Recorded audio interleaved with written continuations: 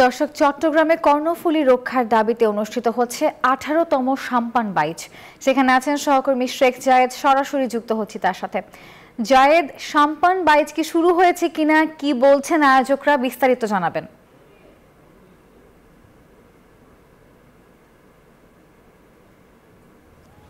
ধন্যবাদ আপনাকে। সাম্পান বাইচ কিছুক্ষণের মধ্যে শুরু হবে। 18তম সাম্পান বাইচ। আপনি জানেন যে কর্ণফুলী নদী আসলে দখল দূষণে মরতে বসেছে, এমন একটি অবস্থা।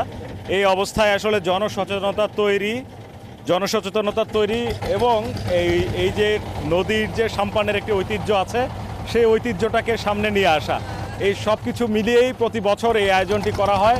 আজকেও এই আয়োজনটি রয়েছে। আমরা মূলত নদীর এপার থেকে ওপারে যাচ্ছি এই মুহূর্তে, এবং এখানে আমরা যেটি দেখেছি নানা রকম প্রস্তুতি আছে। যারা সাম্পান বাইচে অংশগ্রহণ করবেন তারাও এখানে আছেন, এবং চট্টগ্রামের জেলা প্রশাসক আবুল বাশার মোহাম্মদ ফখরুজ্জামান, তিনি আসার পর মূলত এখানে সাম্পান বাইচ শুরু হবে এমনটি কিন্তু আমরা জানতে পেরেছি। তো আমরা অপেক্ষায় আছি আসলে এটি কখন শুরু হবে।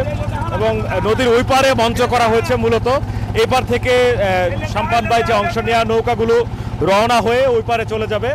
আমরা সেই পারেই অবস্থান করব যেখানে মঞ্চ করা হয়েছে, এবং সেখান থেকে এই বাইচটি ক্যামেরায় ধারণ করার চেষ্টা করব। একই সঙ্গে যারা আছেন তাদের সঙ্গেও কথা বলার চেষ্টা করব।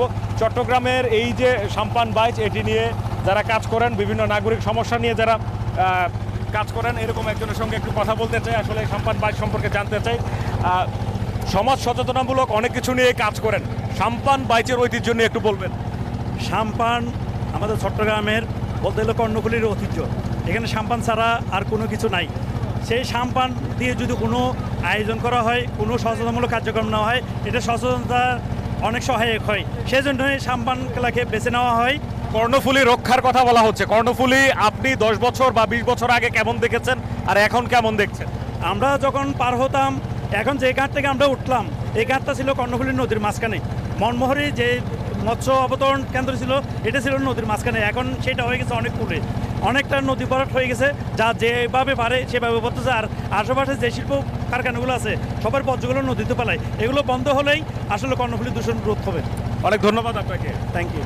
কথা বলছিলাম, উনি নিরাপদ সড়ক চাই আন্দোলন সঙ্গে যুক্ত আছেন। একই সঙ্গে তিনি গণমাধ্যম কর্মীও। এই যে পরিবেশ আন্দোলন যেগুলো, এগুলোর সঙ্গে আসলে গণমাধ্যম কর্মীরাও ওতপ্রোতভাবে যুক্ত আছেন। সাম্পান বাইচটি কিছুক্ষণের মধ্যে শুরু হবে, এবং শুরু হলে নিশ্চয়ই পরবর্তীতে আবারও আপনাদেরকে জানাবো। তবে এই সাম্পান বাইচের যে মেসেজ বা যেটি দাবি, যে কর্ণফুলীকে রক্ষা করতে হবে, কর্ণফুলীকে বাঁচাতে হবে, সেই জায়গায় এই বাইচ উপলক্ষে হলেও যারা পরিবেশ আন্দোলন কর্মী আছেন, যারা সমাজের সচেতন ব্যক্তিরা আছেন, তারা একসাথে হচ্ছেন, এবং এটি প্রতি বছরই অনুষ্ঠিত হচ্ছে। ফিরছি স্টুডিওতে, নাফিসা আপনার কাছে। জায়েদ, আপনাকে ধন্যবাদ।